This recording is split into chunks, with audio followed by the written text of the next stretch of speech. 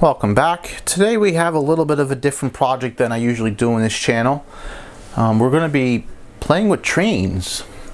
Now, I've actually been collecting these trains, well, since I was a little kid. My parents got me a set for Christmas one year, and it was kind of a tradition for a while there that they got me a car. You know, every Christmas I'd say I'd get another piece to the set. And, well, through my own saving of money and buying random pieces throughout the years, I've built up, quite a little collection of these things. Now this is G scale. This is from a company called LGB, which is a German company that unfortunately is no longer in business. Well, the German end of it's no longer in business. The American end of it still is, as far as I can tell. They've actually been bought out by Pico Trains, which is a German brand. And they were originally made in Germany, and I think now, the newer ones were made in China, I'm sure, if I remember correctly. But anyway, the point of this video is we're going to work on this particular engine. You can see I do have a short section of track here, and I have this very large power supply. These trains are ran on DC voltage, and the transformers that come with the starter sets, after a while, when you start getting enough track, tend to not put as much juice out to the rails that you need. So we ended up getting one of these at one point. This is the Control Master 20 from MRC, Model Rectifier Corporation, I believe the maker is on that. I will put a link in the description below, or some kind of specifics on this if I can find any. But it's hooked up very simply. If I zoom in over here, now this, I can't open it up because unfortunately I don't have the proper bit for it, believe it or not. It has this kind of a weird tri-tipped slotted strange bit that I've never encountered before. And when I got this in my hands earlier, I wasn't really interested in how it worked. It just did it work, and it does. This will actually power multiple trains from G scale down to O and HO and N, depending on where the switch is flipped. It does have a walk around remote that you can use. These are for brakes if you want to use that feature. Momentum just slowly ramps up the thing like it's an actual train. And this is your speed selector, and it's actually cool because you can disconnect this, go to another point in your layout and plug it back in, using this phone cord, and yeah, walk around with it. This is one of the reasons why we picked this one up too. But at any rate, you can see there's a couple terminals on here. This is for the variable DC output. These are for 16 volts AC, which you'd use to power various lighting components throughout your layout and whatnot. And then you have a meter hookup, and I believe, I haven't really looked at it because again I never needed to, but I believe 2 of these here are for voltage and the other 2 are for amperage, so you can actually hook up different meters up to it depending on what you want to do. But as you can tell, I have 2 wires here. They go off into the background here to the rails, and I also have clipped to the rails my multimeter. Now I'm just going to take this engine off here, and I'm going to zoom in up on the multimeter, and you can see when I turn this guy on, it does have a big computer style fan in it. But as I increase the voltage here, you can see we're at 16 volt. Actually, I'll go back down to 0.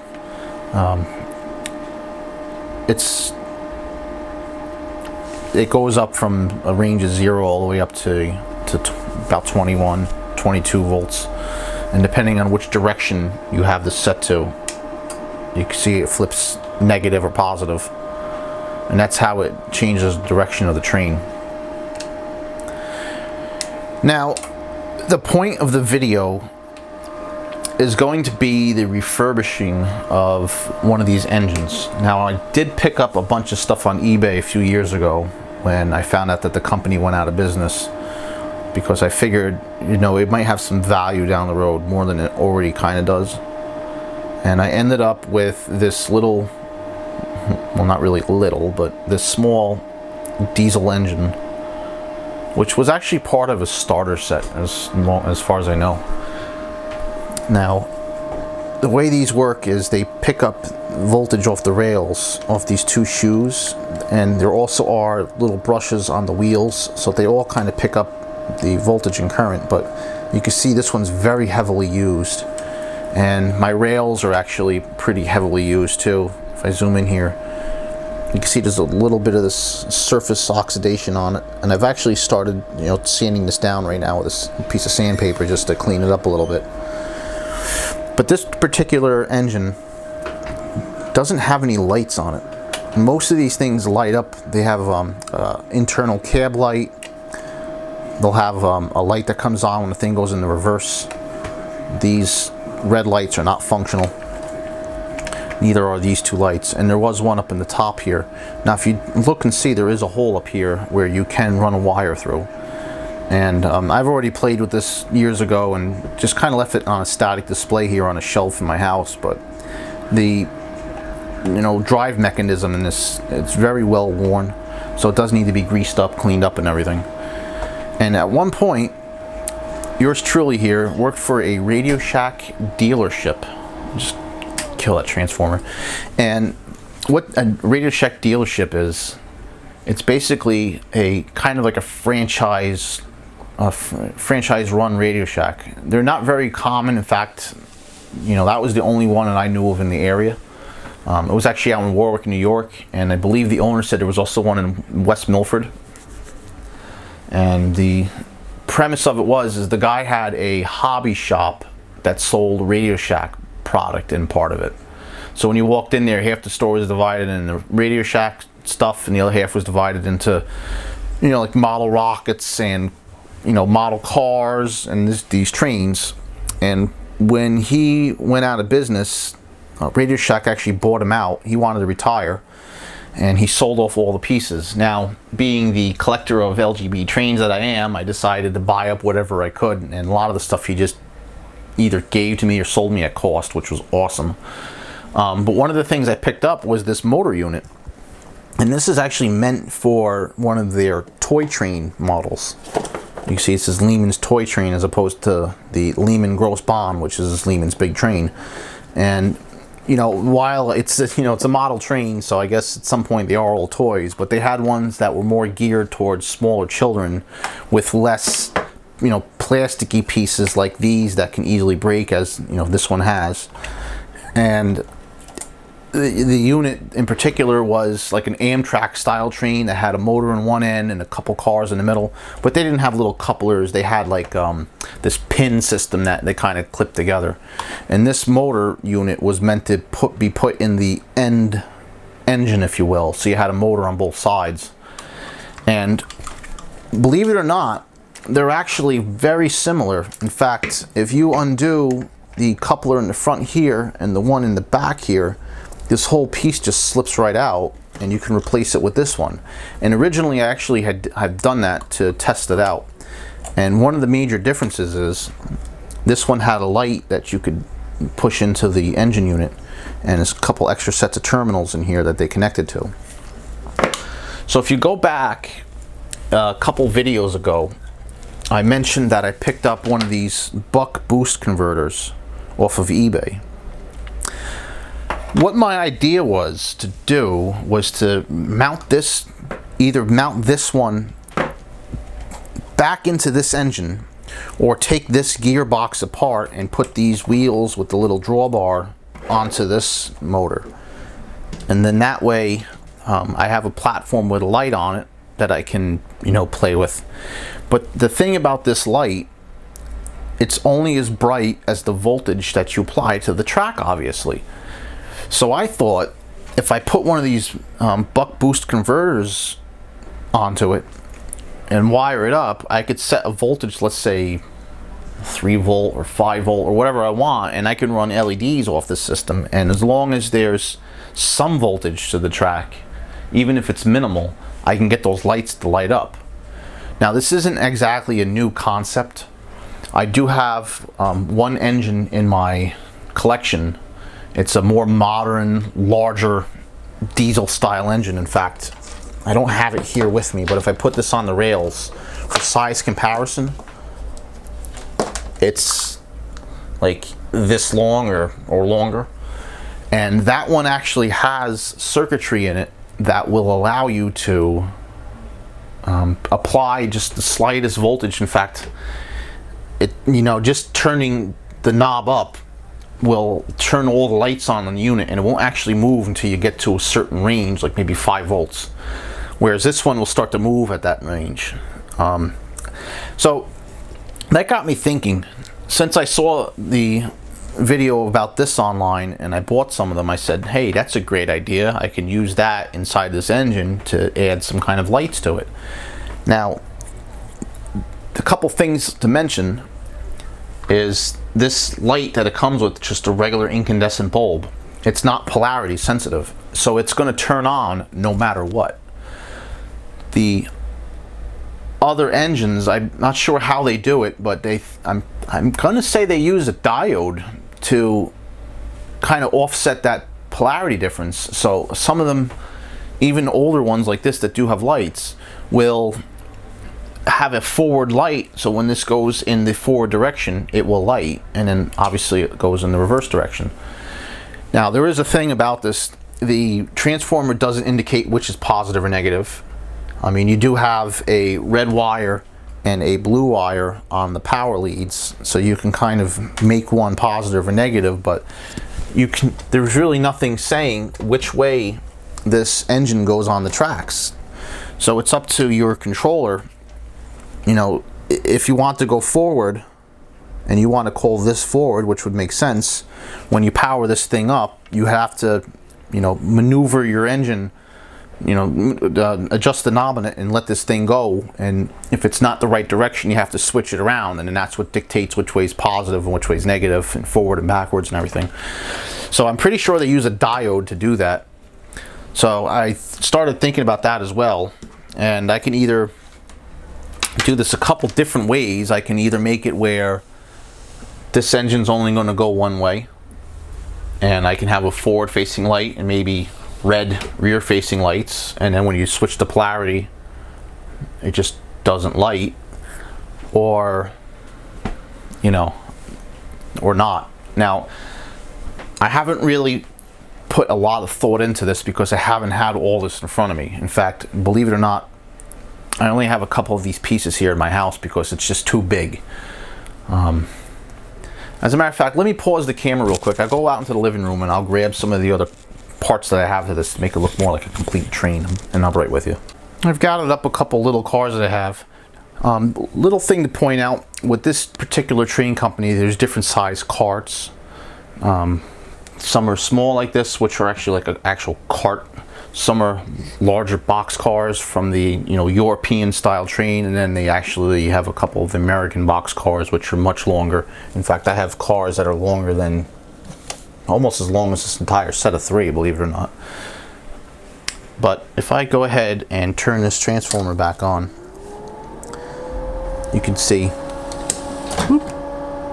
I only have this little piece of track. I don't want to go too far too fast because I'll fly off my table here, but it moves with some hesitation.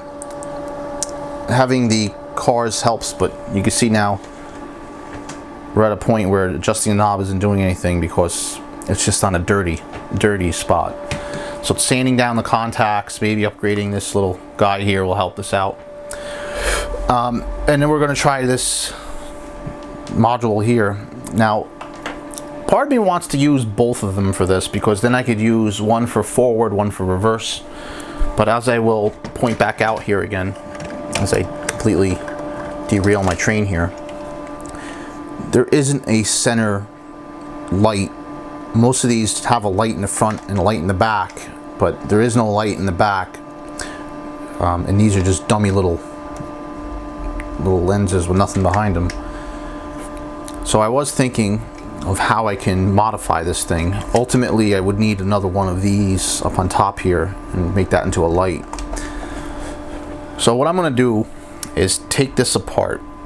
There's a couple screws in the bottom. There's a screw here in the front, and this thing will just pop apart. Before I do that, let me take these cars out of the way and put this on the rails and show you without any kind of a load on it.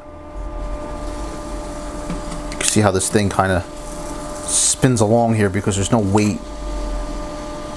If you push down on it, it'll certainly go a lot better. And maybe what I'll do is I'll put some alligator clips onto these leads here so you can get a better idea of how this thing runs. But one of the things on here, there's this traction wheel. It's like a rubber band, and it just gives this train a little bit of traction. And actually, believe it or not, in here there's a lead weight. It's actually quite heavy, you know, a few pounds, easy. Some of the larger ones, I've seen them weigh 5 pounds at least. And when you're pulling a big train on these rails, you do need that. And I didn't mention yet, but these are actually meant to be run indoors or out. This is considered a garden railway. Look all over YouTube. There's tons and tons of videos of people running these things. Some of them, they have GoPros in the front of them. They're really neat, but I'm kind of getting off topic here. The main thing is just trying to get this regulator system here to work, this buck boost converter. Yeah, let me go ahead and put some alligator clips on this so we can get a better idea what it's running like without having to power it up on a track. Alright, just flipped it over. They do make devices that you can clip to the rail that are basically little wheels to sit on these big wheels, and that way you can just like free spin the engine, but I don't have one of those. They're neat for static displays, and eventually I might get one of those just for that purpose. But if I go ahead and turn the speed up on this, you can see the wheels starting to move along. There's no power on that light yet until you get, you know, to a pretty good voltage here. And you can hear when you pump the full voltage into that thing really jams. And you can see how bright that light is. In fact, I'll kill some of my lights here. So if you had that in a little headlamp, you know, that would provide quite a bit of light, but then when you get down to a normal operating speed, you know, it doesn't really do you a whole lot of good. Let me hook the meter back up here and I can show you what I mean. Just bear with me for a moment. I have these alligator clips on my meter here, so it makes it kind of easy.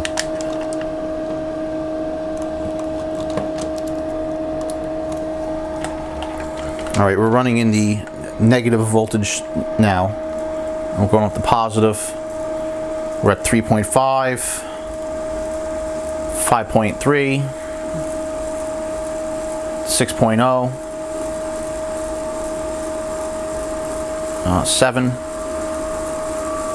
8, 9, 10, 11, 12, 13, 14, 15, 16, 17, and we'll crank it right up. And we're at 21.5 volts now. Yeah, I mean, I don't have a tachometer on me, but man, that thing's cranking fast. And you know, it's not going to go this fast normally because you're going to have the train being pulled, you're going to have the weight of the engine, you're going to have all that stuff factoring in, so it's going to be more like me like holding the brakes here, if you will. But you know, that's absurdly fast. You're going to topple over if you're going out fast, and that light should be much brighter at that point. Now I'm sure I can just use this bulb because, you know, it's they pretty much all use that bulb. Even the engine that I have already that does the auto light.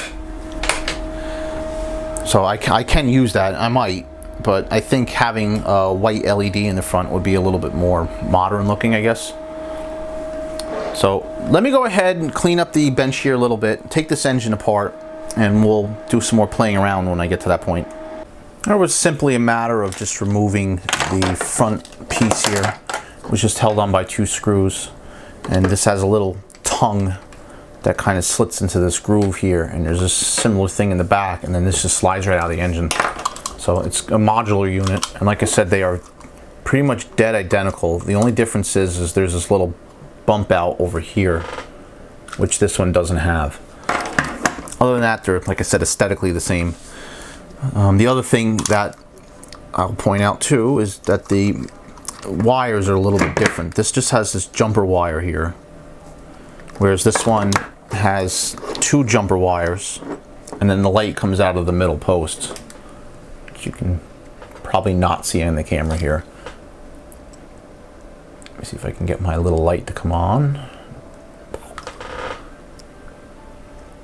So it is a little different in that regard. In fact, I can actually put these both on the tracks here. I don't have my transformer hooked back up again, but you could tell actually how much more modern this one is, because this one actually uses Phillips screws, whereas this one uses the flathead screws. And this is model number 2090, whereas the other one is 96095, and the price tag, believe it or not, does say $107.88. So unfortunately, it's an expensive hobby. I don't foresee myself buying much of these pieces now because I have many other interests in my life, particularly trying to start an electronics and computer repair business, but I digress once again. A couple of things I'll show you here again. You can see how much corrosion is on these pads. They are spring-loaded pads, which is good, but you know, when you have that much corrosion on there, you can also see the drive belt is pretty much shot, so eventually this will need one of those. So little maintenance items like that I will pick up. Don't know if you can see it or not, but just one drawbar is bent. It's kind of bowed in the middle. So while that's not a critical component, you can see that, you know, it does have that bend. And just moving this by hand, it's really rough. This motor's pretty shot. Whereas the other one, this moves a little more freely. But with the size of the motor that's in this thing, it doesn't move that easy because of it. Now we'll just quickly pop these screws off here, just to show you the other side of this here. There's that large motor. This is a dual pole motor, so the pole runs straight through. There's a gear on each side, like a worm gear. That also doesn't make this easy to operate. And I think this motor just slips right out. Yep. You can see there's little pins up here. That's what contacts those pins inside, and through internal wiring, which are actually just these lines on the bottom inside here, it just powers that motor in there. Now when you have the motor out, you have to be careful because these things can free spin and you can unsynchronize them. So I'm gonna have to resynchronize this. But I might just replace the motor. I have to I'm going back and forth in my head to how I want to tackle this. I do like this particular motor myself. Hang on one second. It looks like my battery's going to die, of course. I gotta plug her in. Oh, that's better. I keep forgetting to plug the camera in. After all, this is the 3rd video I've recorded tonight.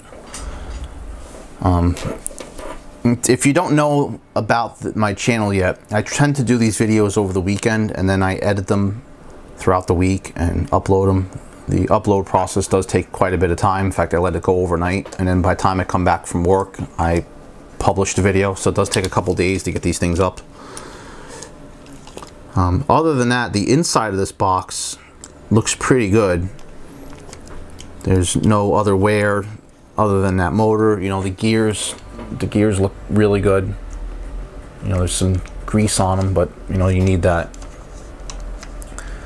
I can probably take the other one apart here, show you the inside of that one, but it's going to be pretty similar. What I should do is power up this motor loose like this and just listen to how it sounds. I don't know if these are brush style motors. It looks like there are some brushes in there. Yeah, there's brushes in there. This is a Bueller motor. Again, a German brand. I don't know if you can make out the logo on there. It's got some good weight to it. You know, they're pretty powerful motors. I think they'll handle up to 24 volts is what this actually is, default system. The rest of the unit here though, this is where all the weight is. This has actually got this big lead weight inside here. I'm going to go ahead and take this apart, and I can show you the inside of that as well. and we'll get a better idea of how we're going to tackle the lighting system in this. Here's all the individual components. This is the chassis with the engineer kind of glued to the bottom. When I received this, he was not glued to the bottom, so I had to repair that. Here's the large lead weight that I told you about. It is pretty damn heavy. I have to guesstimate, this is, I don't know, 2 pounds maybe. You know, you need that weight, and it actually sits right over that motor, because without this it's just going to skip along the track. We have the cab, which I can break down further by the 2 screws up in the top here. Unfortunately, if I want to drill these lights out, I'm going to have to find a way to pop out that lens. Not really easy way of doing that. I can't get the drill in from here unless it's on an angle, and it's not going to look right. So we'll have to see how that's going to happen.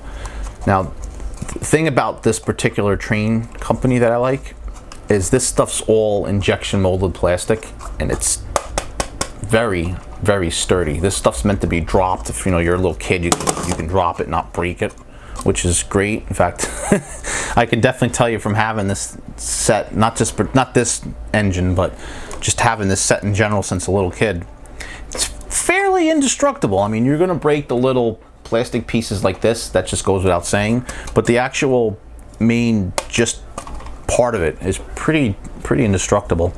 Now, I've seen people weatherize these things and really customize them a lot. That may be something I'm going to do one day as just a side project, but for now I just want to get the electrics of this thing working. Oh, and here is that front unit, just the cab. This is a simple design. There's a little screw in the front there. You push this button, the thing lifts off. This actual unit, if I remember correctly, has a variety of different formats. Some of them actually can be driven on battery. So you would have, I think they use plastic wheels for that, and then this lifts up so you can put the battery pack inside of it. But obviously we're working on this version of it. For now, what I'm probably just going to do is just stick a white LED out the top of this hole and just bend it outward until I can actually find a replacement lamp, or whenever I get that 3D printer I've mentioned before in videos long ago. Whenever I get that in my hands finally, I'll maybe 3D print myself one. But yeah, now that I got that fancy new truck sitting outside, I kind of have a feeling that they 3D printer is going to pretty much be on the back burner of my things to buy right now. But anyway, let me break the recording here. We're going to pop this guy open, just look inside of this and see if there's any major differences as well. And I'll fire up the soldering gun, maybe, or we'll get some alligator clips going over here, and we'll see if we can try to get a rudimentary system going on with the, you know, buck boost converter that I have lying around on my bench here somewhere. Yeah, this guy here. Now, I haven't actually played with this in the regard of if it needs a diode or not.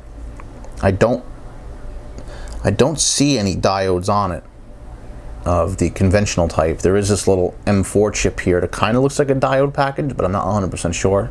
I will have to take my meter and test that to see if it is or not. But I do have some standard diodes. In fact, I think I have an actual switched mode power supply around here that has some really large diodes on it. You know, the larger the diode, the better the power consumption is going to be on it. So that's a thing to consider too, is there's a lot of amps coming out of this thing and I don't want to overload it. So I do have to make sure I pick the right diode for when I do this. So let me go ahead and take this apart and see what we find inside of this guy. And as expected, it's just like the other unit. Now, the more I look at this, the more I realize these wheels are actually pressed on. The shaft is inserted through, and then the wheels pressed on from the outside, as best as I can tell, because there is no way to actually free them up unless it comes out from the bottom, which I will of course take a look at. That might actually be the case. If that's the case, then we can just switch these over. This is obviously going to have a nicer, newer motor in it. It's got a lot better grease inside of it. You can see here's a big chunk of it. So we will obviously reapply that to the gearbox as well. just to make sure everything in here is nicely lubricated up. And it does have that extra set of pins. Now, as far as I can tell, the different pins here connect directly to the motor, which are the outside pins, and then the inside pins are looks like what comes off of the rails underneath, which the wheels and the shoes here connect to. So that's what's going to power this, and that's why you need to jump the two of those across. And of course we will confirm that by, you know, poking and prodding here with the electric bits. As soon as I cleans the grease off my screwdriver here. I'm not sure what kind of grease that is. I'm not a lube guy, so I can't really tell you. I know there's other YouTubers out here who could tell you right away the composition of that just by looking at it and smelling it and whatnot, but I am not that guy.